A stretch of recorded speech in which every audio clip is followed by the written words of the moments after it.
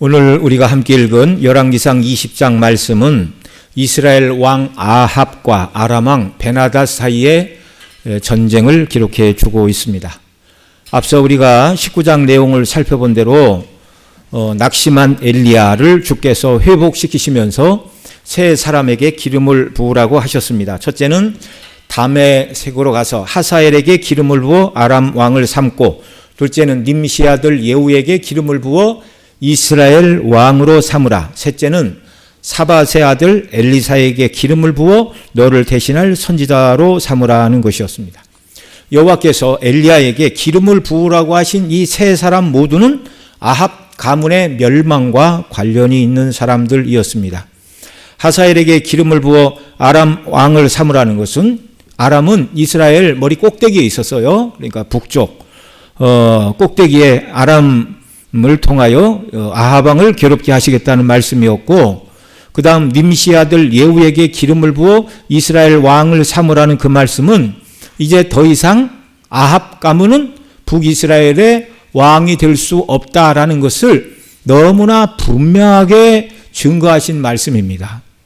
그러니까 예후에게 기름을 부어 이스라엘 왕을 삼으라. 그러면 이제 하나님께서 그 모든 아합과 그 악한 아내 이세벨을 비롯하여 아합의 자녀손들 모두를 다 멸하시기로 작정하셨다는 말씀입니다. 그리고 또 이런 말씀이 있죠. 하사엘의 칼을 피한 자는 예후가 죽일 것이요 예후의 칼을 피한 자는 엘리사가 죽을 것이라고 하신 말씀의 뜻은 뭐예요? 그 죽음의 대상이 다 누굽니까? 악한 아합과 이세벨 그 가문과 우상 숭배에 참여했던 자들이라는 것을 어렵지 않게 알 수 있습니다. 그리고 20장에 와서 이제 아람이 군대를 이끌고 이스라엘에 진격을 하고 있어요. 그러니까 엘리야가 그 모습을 볼 때 또 성경을 읽는 독자들도 어떤 생각을 가질 만하죠? 이제 하나님께서 본격적으로 아람을 동원하여 우상 숭배자 아합보다 더 악한 이세벨과 그의 모든 자녀들, 그들의 가문을 멸문지화를 당하게 하시고 우상 숭배에 참여한 백성들도 하나님이 징계하시는 때가 되었구나라고 생각할 만한 상황이라는 것입니다. 그러면 정말 20장에 아람 왕 베나닷이 시작하고 있는 이 전쟁을 통하여 하나님께서는 아합 가문을 멸망시키려는 뜻을 실행하고 계신가요? 이제 더 읽어봐야죠. 1절로 4절 우리 함께 같이 읽습니다. 아람의 베나닷 왕이 그의 군대를 다 모으니 왕 32명이 그와 함께 있고 또 말과 병거들이 있더라. 이에 올라가서 사마리아를 에워싸고 그곳을 치며 사자들을 성 안에 있는 이스라엘의 아합 왕에게 보내 이르기를, 베나닷이 그에게 이르되 내 은금은 내 것이요 내 아내들과 내 자녀들의 아름다운 자도 내 것이라 하며, 이스라엘의 왕이 대답하여 말하기를 내 주 왕이여 왕의 말씀같이 나와 내 것은 다 왕의 것이니이다 하였더니.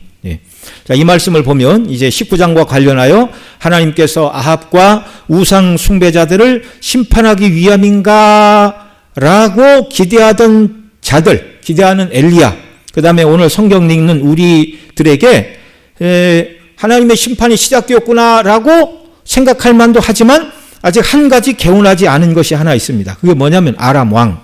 여호와께서 엘리사에게 기름을 부어 아람 왕을 삼으라고 한 사람은 누구였죠? 하사엘이었어요. 하사엘. 그런데 오늘 본문에 북이스라엘을 침략한 아람 왕의 이름은 무엇으로 나옵니까? 베나닷이에요. 베나닷.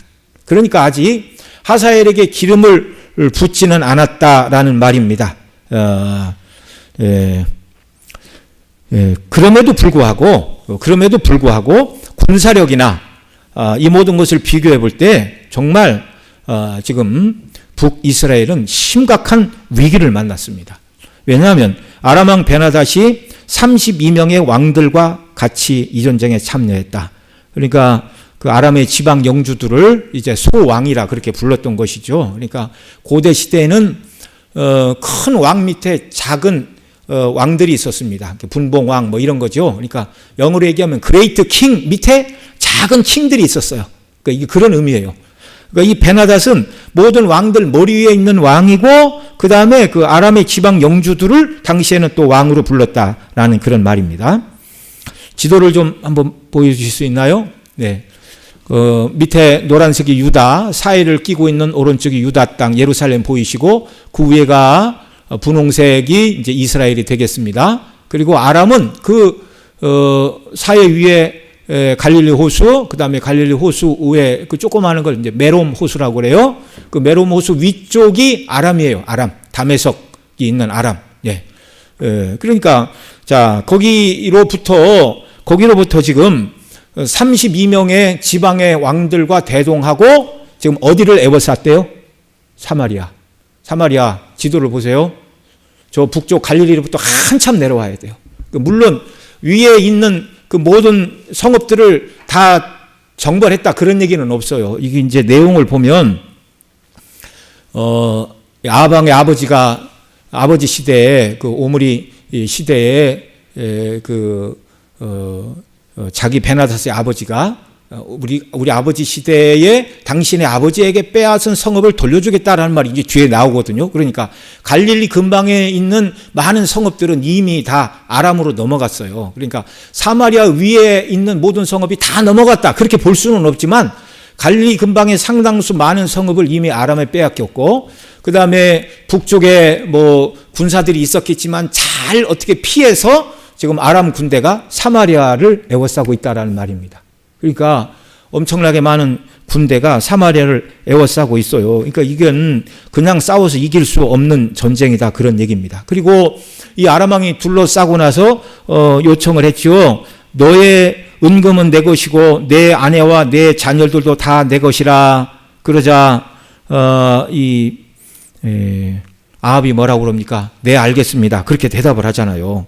모욕적인 요구에 전쟁을 하기 싫으면 전쟁을 해서 패망하여 다 망하고 뺏기기 전에 돈을 가지고 오고 그 다음에 포로를 바쳐라 그런 의미였습니다. 내 아내와 내 자녀들을 바치라 그 말이.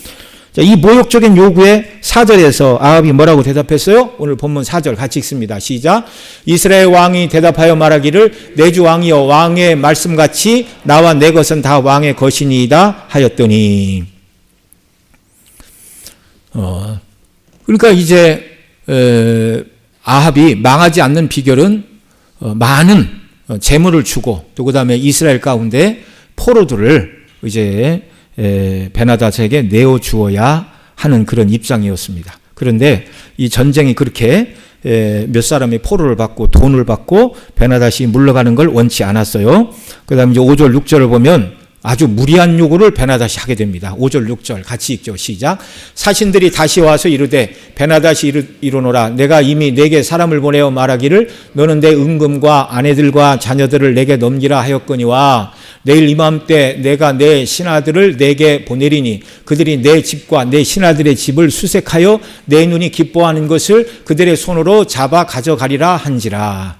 그러니까 처음에 베나다시 은금을 바쳐라 내 아내와 내 자녀들도 내 것이라 이렇게 말할 때 아합이 이야기를 돈을 주어야 되고 그 다음에 포로를 좀 바치라는 얘기구나 그렇게 이해를 했는데 그런 얘기가 아니었어요. 네. 뭐라고 얘기를 합니까? 은금을 바치는 것은 물론이거니와 내일 이맘때 내 사자들을 내 왕궁에 보내서 내 신하들의 집을 다 뒤져서 좋은 걸 다 빼앗고 내 신하들의 아내와 신하들의 자녀 뿐만 아니라 왕궁에 가서 아합의 모든 그 아내들, 그 후궁들도 여럿이 있었겠죠. 뿐만 아니라 수많은 왕자와 손주들까지 다 잡아가겠다. 이렇게 말하고 있어요. 전쟁을 하지 않는 화친의 조건으로 엄청난 대가를 요구를 하고 있습니다. 여러분, 아내와 자녀를 빼앗긴 왕과 신하가 무슨 일을 할 수 있어요? 아무것도 할 수 없어요. 그저 허수아비예요, 허수아비. 그러니까, 이제 뭐 적당히 받고, 이제 뭐 그런 것이 아니라 완전히 지방의 한 호적 정도로 만들겠다. 처자식을 다 빼앗긴 이스라엘의 왕과 신하들이 아람 왕이 시키는 대로 다 할 수밖에 없잖아요. 이건 나라가 아니에요. 이렇게 되면. 네. 이 요구는 완전히 이스라엘을 재기불능의 상태로 만들고 자기들의 속국으로 만들겠다라는 그런 심산이었습니다. 이제 심각해, 베나다스의 요구가 너무 무리하고 심각하자 이제 아합 왕은 이 문제를 사마리아 장로들과 의논합니다. 7절, 8절 같이 읽습니다. 이에 이스라엘 왕이 나라의 장로들을 다 불러 이르되 너희는 이 사람이 악을 도모하고 있는 줄 자세히 알라. 내가 내 아내들과 내 자녀들과 내 은금을 빼앗으려고 사람을 보냈으나 내가 거절하지 못하였노라. 모든 장로와 백성이 다 왕께 아뢰되 왕은 듣지도 말고 허락하지도 마옵소서 한지라. 이 기막힌 말을 들은 사마리아 성의 장로와 모든 백성들은 왕에게 그런 굴욕적인 베나살의 요구에 응하지 마십시오. 아내와 자식과 재산을 다 빼앗기고 목숨을 부지한들 그게 흔히 하는 말로 그게 살아도 사는 겁니까? 죽은 것만도 못한 짓이지 차라리 싸우다 죽겠다. 그런 의견들을 지금 장로와 모든 백성들이 아합 왕에게 내비치고 있습니다. 그래서 아합 왕은 두 번째 온 사신에게 처음 요구는 들어줄 수 있으나 얼마만의 돈과 약간의 포로는 보낼 수 있으나 그렇게 무리하게 모든 신하들의 아내와 자식들, 왕궁에 있는 왕비들과 왕자들을 잡아가는 것은 용납할 수 없다. 그렇게 대답을 하죠. 9절 같이 읽습니다.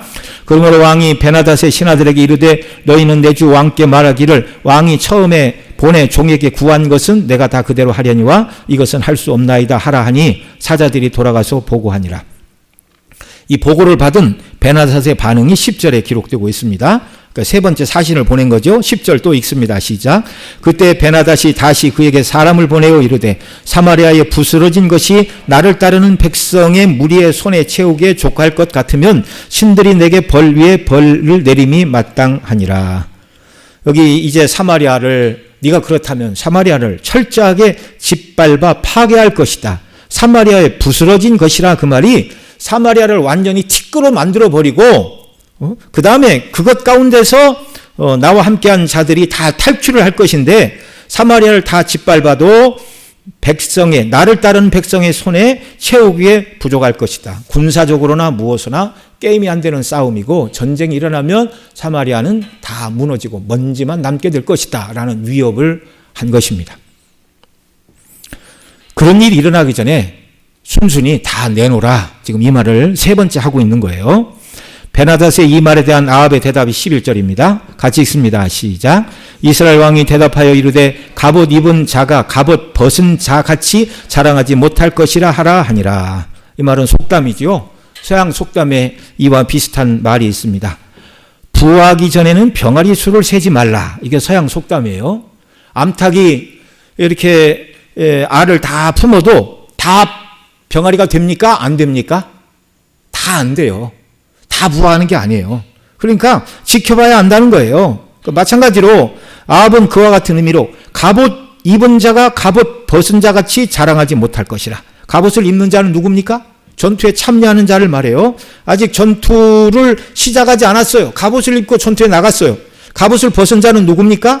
전투에서 승리한 자요. 승리하지 못했다면 갑옷을 벗기도 전에 죽임을 당하고 또는 억지로 포로로 잡히면 갑옷을 벗김을 당하는 것입니다. 자, 이 말을 통하여 아합은 전쟁을 해보지도 않고 그렇게 큰 소리 칠 일은 아니다. 이렇게 대답을 한 것이죠. 항복을 권유하기 위하여 사신을 3번이나 보낸 베나닷은 이 말을 듣고 기분이 매우 상했어요.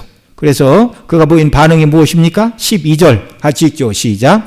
그때 베나닷이 왕들과 장막에서 마시다가 이 말을 듣고 그의 신하들에게 이르되 너희는 진영을 치라 하며 곧 성읍을 향하여 진영을 치니라.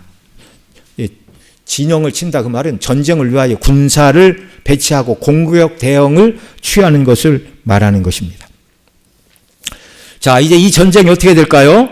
당시 상황을 볼 때 2가지 이유에서 이스라엘과 아합에게 불리한 전쟁이었습니다. 첫째는 앞서 말씀드린 대로 19장에서 nim시 아들 예후에게 기름을 부어 아합 가문을 대신하겠다 하셨으니 아합 가문은 이제 반드시 하나님의 섭리 가운데 패망할 때가 가까웠다라는 것.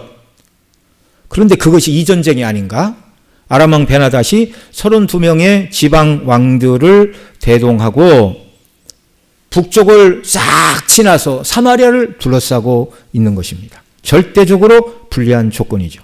정말 하나님께서 우상 숭배자인 아합을 심판하시기 위하여 아람 왕 베나닷으로 이스라엘을 공격하게 하신 것인가요? 겉으로 보기에 정황은 꼭 그래요. 이 전쟁으로 이제 아합이 패망하고 여호와를 버리고 우상 숭배를 행한 그 모든 백성들도 대가를 치러야 하는 시간처럼 보입니다. 여러분 어떻습니까? 이 전쟁으로 하나님께서 아합 왕을 다 죽이시고 이스라엘이 큰 전란에 빠져서 우상 숭배를 행한 죄를 깨닫도록 징벌하셔야 옳은 때가 되었다. 그런 생각이 드십니까? 그런데 이때 이 전쟁에 하나님께서 한 선지자를 아합에게 보내셔서 내가 승리할 것이다. 이렇게 말씀을 하십니다. 13절로 15절 같이 읽겠습니다. 시작. 한 선지자가 이스라엘의 아합 왕에게 나아가서 이르되 여호와의 말씀이 내가 이 큰 무리를 보느냐 내가 오늘 그들을 내 손에 넘기리니 너는 내가 여호와인 줄을 알리라 하셨나이다.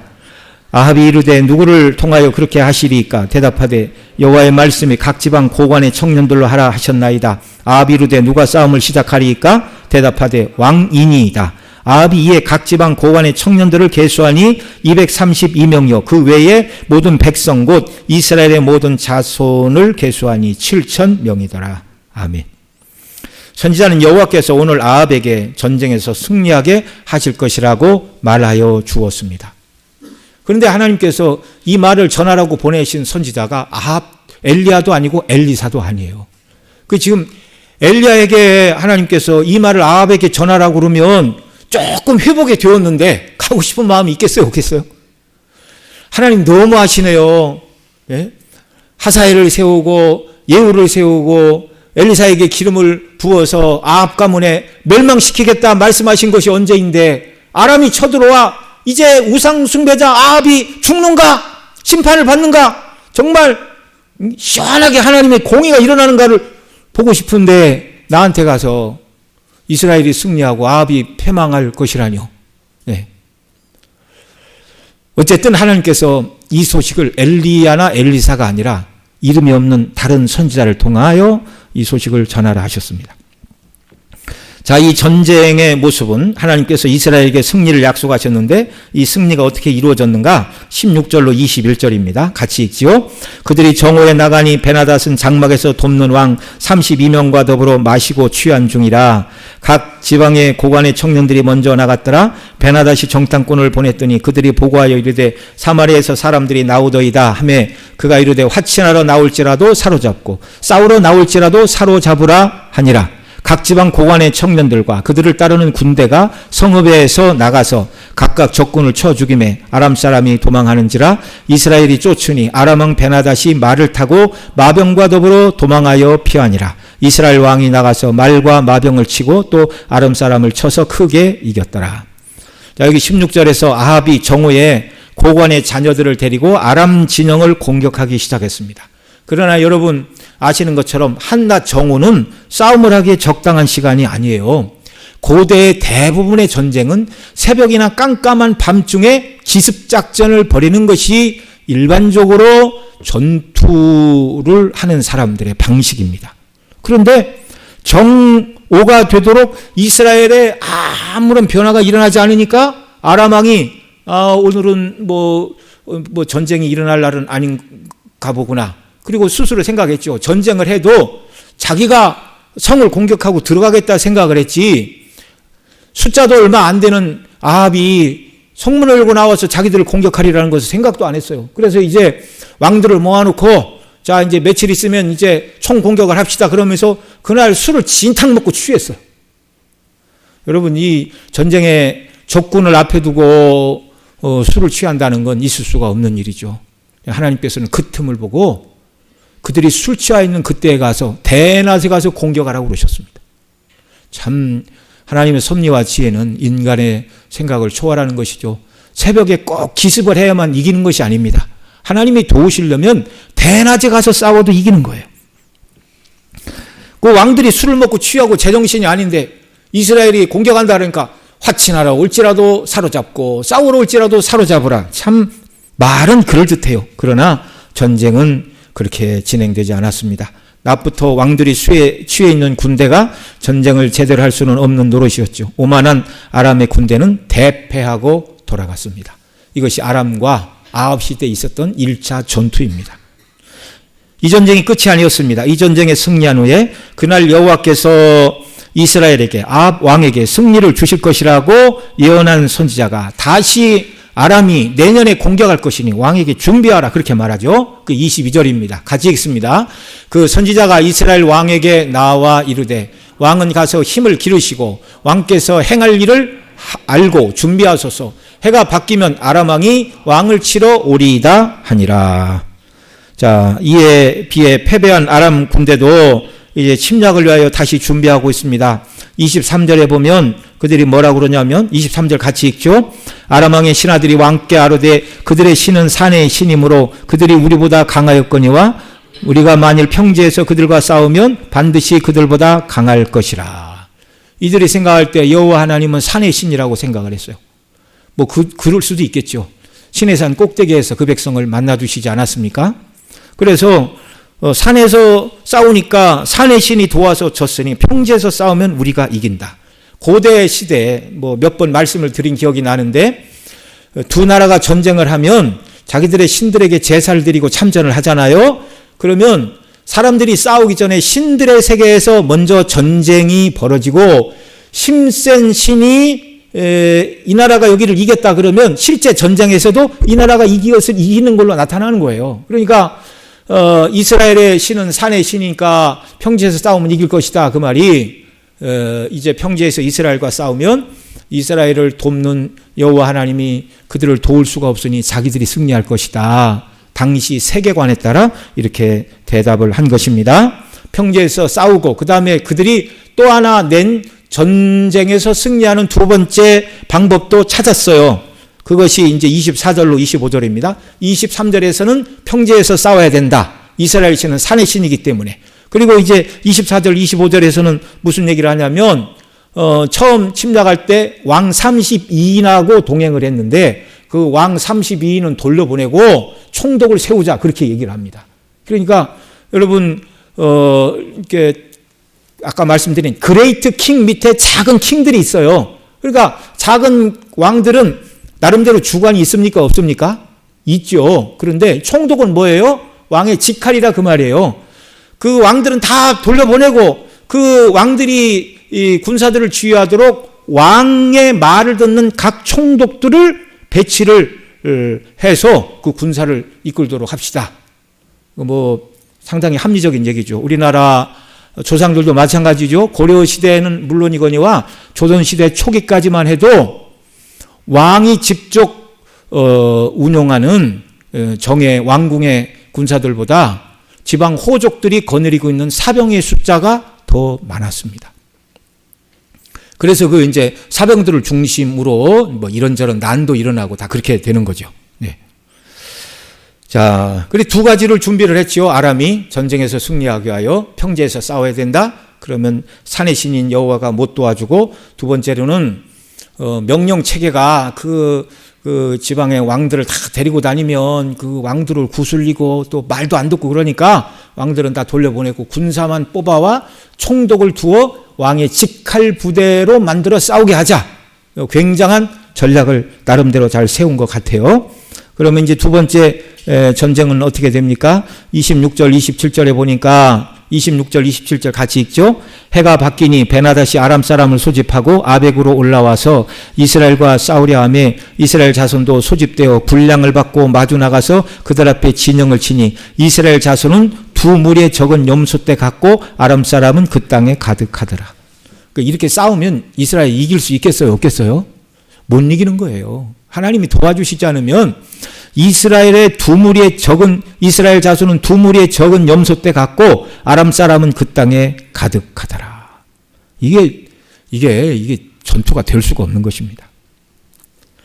자, 그러면 이 싸움은 이제 어떻게 되었나요? 이 싸움도 역시 하나님께서 이스라엘의 승리를 주시고 끝이 나는데 다시 선지자가 아방을 찾아와서 말합니다. 28절 같이 읽죠.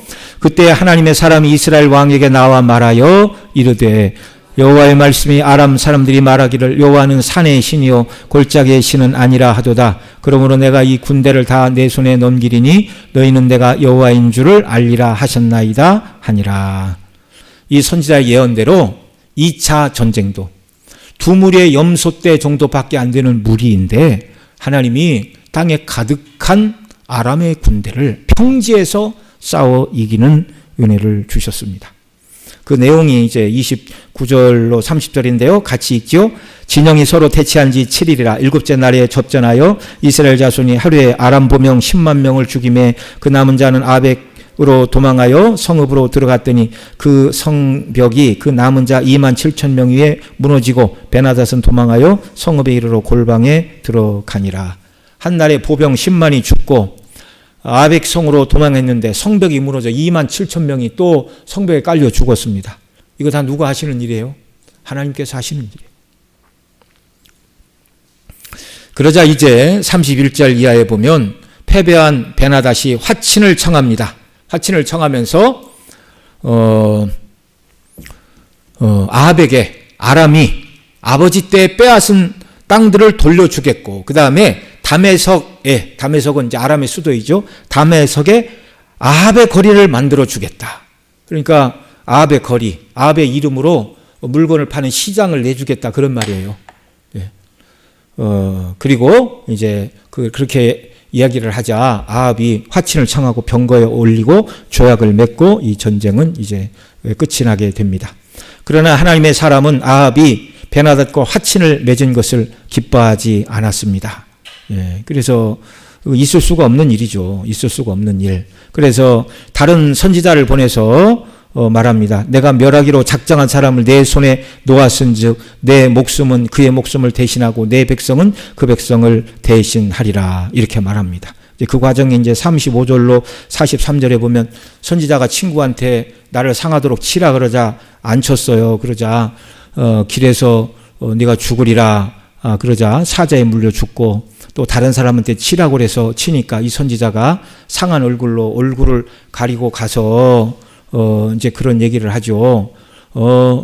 종이 전장 가운데 나갔더니 한 사람이 돌이켜 어떤 사람을 끌고 내게로 와서 말하기를 이 사람을 지키라. 만일 그를 잃어버리면 내 생명으로 그 생명을 대신하거니와 그렇지 아니하면 내가 은 한 달란트를 내야 하리라 하거늘 종이 이리저리 이를 보는 동안에 그가 없어졌나이다. 그러자 이스라엘 왕이 그에게 이르되 내가 스스로 결정하였으니 그대로 당하라. 그러자 41절 43절 같이 읽죠.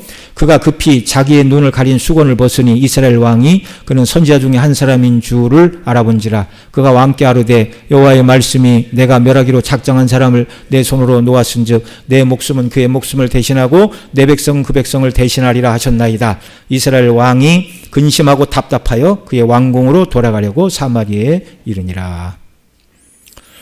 자, 오늘 우리는 본문 통해서 하나님께서 엘리야에게는 아합을 멸하시겠다 말씀하신 후 아람 왕 베나닷을 통하여 아합을 죽이시거나 우상숭배에 참여한 백성들을 치시지 않고 도리어 아합과 이스라엘 백성들에게 두 번의 큰 승리를 주신 내용을 오늘 본문이 말씀하고 있습니다. 우상숭배의 죄에 대한 하나님의 공의의 심판이 시행되기를 바라는 엘리야의 입장에서는요 매우 답답한 일이에요. 아니, 하나님 도대체 왜 이러시는가?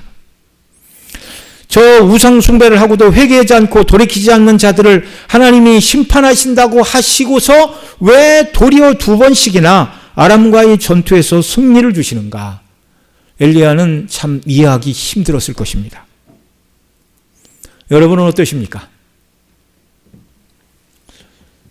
백성과 왕 모두가 우상숭배에 참여한 그들을 치려고 이방의 왕이 군사를 몰고 왔는데 하나님은 악을 행한 자들을 징벌하지 않고 도리어 이스라엘 백성들에게 승리를 주셨어요. 그러면 하나님은 무엇 때문에 두 번씩이나 아람과의 전투에서 아합과 그 백성들에게 승리를 주시죠? 첫째는 여호와 하나님의 이름의 영광 때문이었습니다.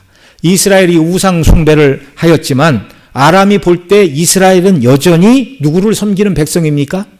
여호와 하나님을 섬기는 백성이에요. 범죄한 자들도 있지만 그 가운데는 여전히 여호와를 경외하는 언약 백성들이 그 안에 있었어요. 하나님이 보시는 것은 그들을 보시는 것입니다. 그리고 죄에 빠졌다 할지라도 백성들이 회개하고 돌이키기를 하나님은 원하신 것이었어요. 아합에게 죄를 물으실 때 물으시더라도 여호와의 이름의 영광을 위해서 그 언약 백성들을 기억하사 하나님이 승리를 주셨습니다. 그게 13절 말씀이에요. 13절 한 번 더 읽습니다. 시작. 한 선지자가 이스라엘의 아합 왕에게 나아가시 이르되 여호와의 말씀이 내가 이 큰 무리를 보느냐? 내가 오늘 그들을 내 손에 넘기리니 너는 내가 여호와인 줄을 알라 하셨나이다. 여호와 하나님, 그 백성과 언약을 맺으시고 그 백성을 구원하시는 언약의 하나님이신 여호와 하나님이신 줄을 알라. 그 다음에 이제 28절에서 또 승리를 주신 이유는 또 이렇게 말합니다. 28절 같이 읽죠. 시작. 그때 하나님의 사람이 이스라엘 왕에게 나와 말하되 이르되 여호와의 말씀이 아람 사람이 말하기를 여호와는 산의 신이요 골짜기 신은 아니라 하는도다. 그러므로 내가 이 큰 군대를 다 내 손에 넘기리니 너희는 내가 여호와인 줄을 알리라 하셨나이다 하라. 두 번째 전투에서 승리를 주신 이유는 뭐라고요? 아람 사람들이 여호와 하나님은 산의 신이고 평지의 신은 아니니 평지에서 싸우면 이길 것이다 말한 그들의 생각을 하나님이 틀렸다는 것을 보여주시기 위해서, 하나님은 산뿐만 아니라 평지뿐만 아니라 바다, 하늘, 그 어느 모든 곳 다 하나님이 지으셨고 하나님이 아니 계신 곳이 없으신 분이십니다. 하나님이 누구신가를 이스라엘과 아람 모든 사람들에게 알게 하시려고 하나님께서 당신의 이름의 영광을 위해서 이스라엘 백성들에게 승리를 주셨다는 말씀입니다. 두 번째로 하나님께서 이스라엘에게 승리를 주신 이유는 아합이 우상 숭배의 죄를 범했지만 여전히 하나님의 능력을 보고 회개하고 돌이킬 기회를 주시려고 두 번의 전투에서 승리를 주신 거예요. 1차 전투에 나갈 때 아합이 하나님을 찾았습니까? 안 찾았습니까? 안 찾았어요. 그런데 하나님께서 먼저 선지자를 아합에게 보내어 승리를 주실 것이다 약속해 주셨습니다. 승리를 하였는데 아합이 하나님께 감사하였더라, 제사를 드렸더라, 영광을 돌렸더라, 그런 표현이 한 번이라도 있어요? 없어요? 없어요. 그런데도 하나님이 또 두 번째 전투에도 그 아람 사람들이 이스라엘의 신은 산의 신이요 평지의 신은 아니라 하여 평지에 싸우면 이길 것이라 말하나 그것이 틀렸다는 것을 보여주리라 하고 또 승리를 주셨습니다. 네. 그러면 이제 어떻게 해야 됩니까? 회개해야죠. 자기의 죄에도 불구하고 긍휼히 여기시고 은혜를 주신 하나님께 회개하고 하나님께 영광을 돌리고 그 다음에 이 전투를 어떻게 처리할 것인가 하나님께 물어야 되는데 아합은 끝까지 회개하지 않는 자의 모습입니다. 그것이 뭐예요? 아람 왕이 화친을 청하자 뭐라고 그랬어요?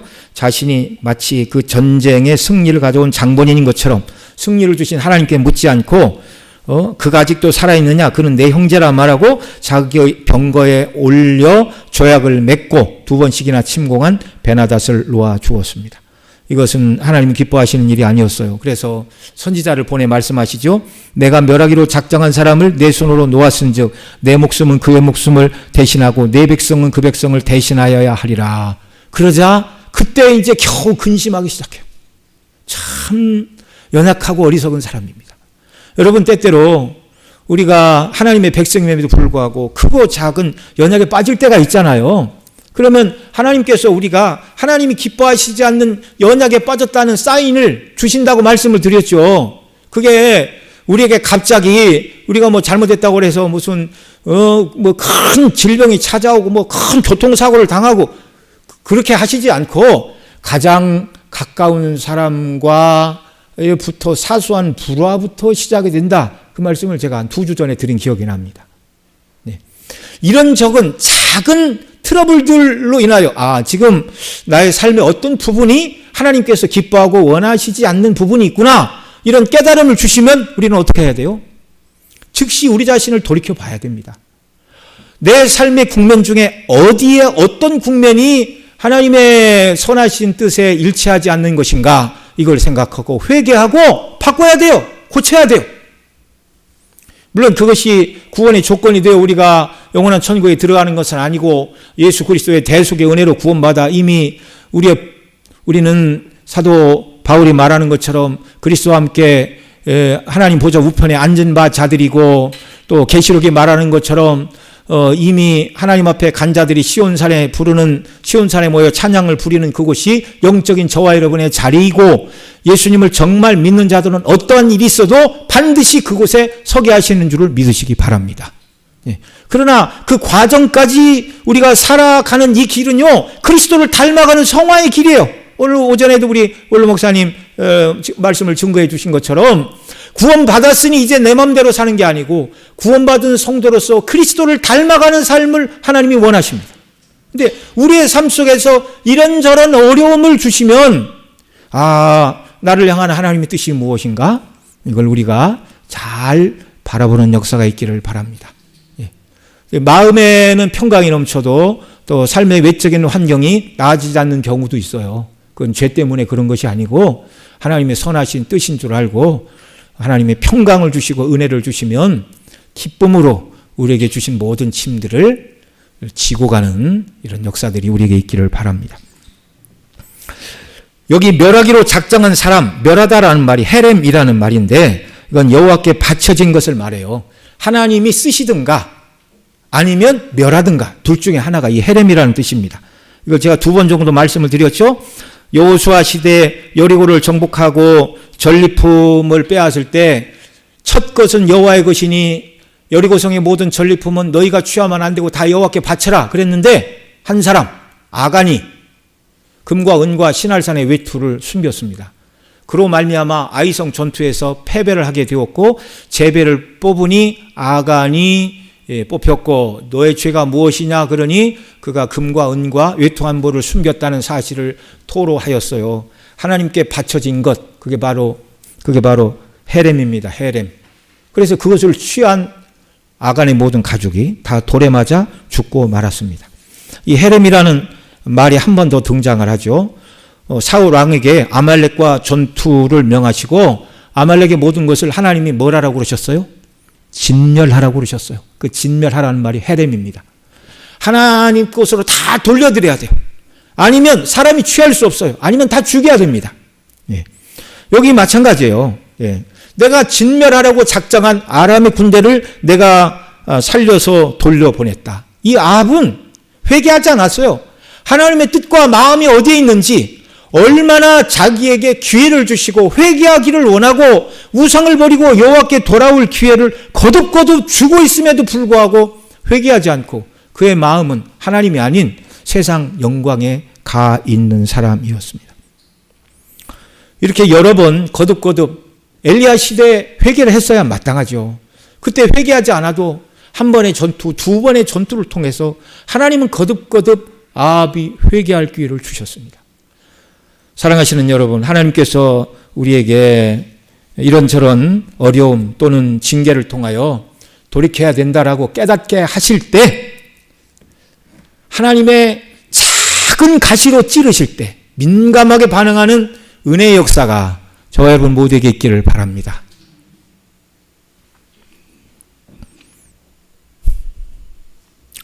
여러분, 오늘 이 2번의 전쟁의 승리를 아합에게 주시는 모습을 볼 때 여러분 어떤 생각이 드십니까? 서두에 그렇게 말씀을 드렸죠.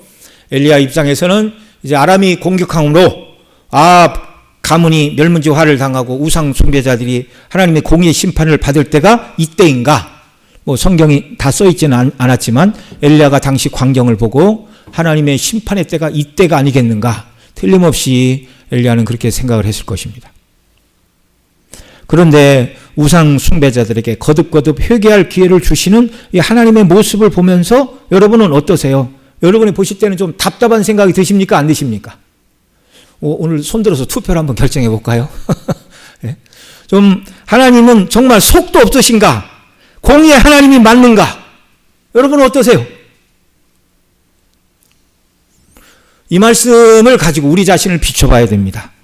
구원받기 전에는 죄를 지었죠. 지옥 형벌에 떨어져야 마땅한 자들이었습니다. 그런데 예수님의 대속으로 우리의 구원을 예배를 다 해놓으셨고 그 예수님을 믿을 때 예수님의 의를 우리 것으로 여겨주심으로 말미암아 구원하여 주심으로 우리가 죄사함 받고 하나님의 자녀가 되었어요. 그러면 죄사함 받고 하나님의 자녀가 된 저와 여러분은 하나님의 뜻대로 온전히 순종하는 참된 신앙인의 모습으로 살고 있습니까? 아합은 정말 너무했다. 그렇게 말하기 전에 우리 자신을 돌아봐야 돼요. 골로새서 3장 5절 같이 읽습니다.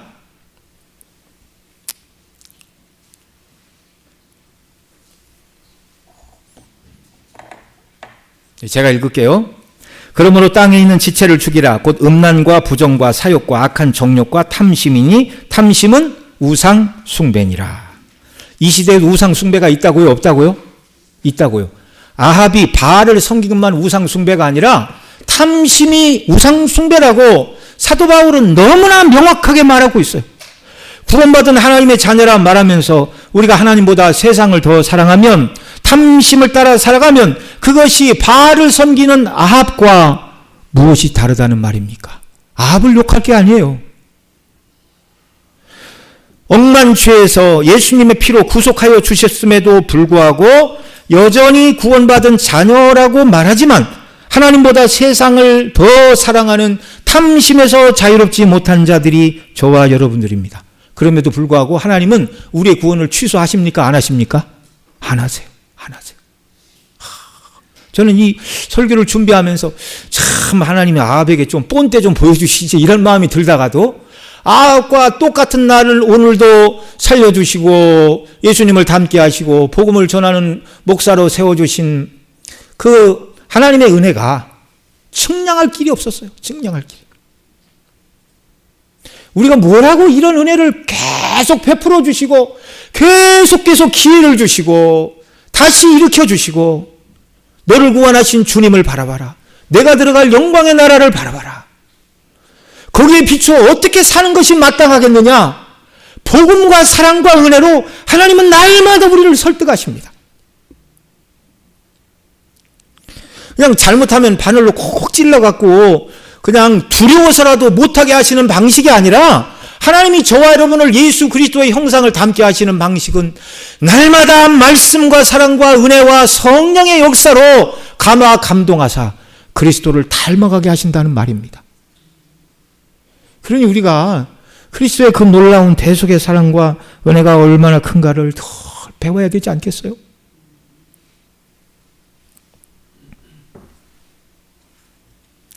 구원받은 이후에 하나님께서 예를 들어서 대학에서 F 60점 이하 59점부터는 이제 낙제잖아요. 그런 식으로 하나님께서 계명이 10개인데 10개 중에 6개는 지키고 만약에 5개를 범해서 과락이 되면 구원 못 받는다. 만약에 하나님이 이런 규정을 세우신다면 구원받을 사람이 누가 있습니까? 율법은 오직 하나예요. 하나의 하나님을 사랑함으로 지켜야 될 것을 여러 가지 국면으로 말씀하신 것이지 하나님의 법은 오직 하나예요. 마음과 뜻과 정성과 힘을 다해 주 하나님을 사랑함으로 살아가는 것.